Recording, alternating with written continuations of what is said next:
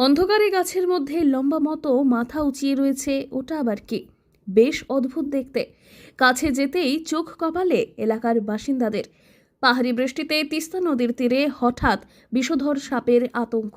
ঘুম উড়েছে এলাকার বাসীদের। পাহাড়ি টানা বৃষ্টির জেরে উত্তরবঙ্গের নদীগুলিতে ক্রমশই বাড়ছে জলস্তর, আর সেই সঙ্গেই হামেশাই দেখা যাচ্ছে একের পর এক আশ্চর্য পরিস্থিতি।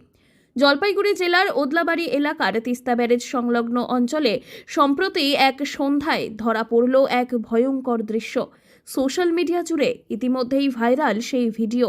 একটি বিশালাকৃতির বিষধর সাপ গাছে আশ্রয় নিচ্ছে, সেখানে মাথা তুলে রীতিমতো ফোঁস-ফোঁস করছে।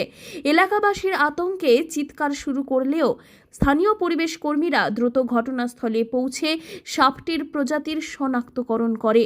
জানা যায় এটি একটি স্পেকটাকল কোবরা। খুবই বিষধর, অদ্ভুত দেখতে এই প্রজাতির সাপ সাধারণত গভীর জঙ্গলেই থাকে, তবে বন্যার জলে তাদের আশ্রয়চ্যুত হওয়ার ঘটনা বিরল নয়। আশঙ্কা করা হচ্ছে এমনই কোনো কারণের জন্যেই লোকালয়ে চলে এসেছে এই বিষধর সাপটি। জলপাইগুড়ি থেকে সুরজিৎ দে রিপোর্ট, লোকাল 18 বাংলা।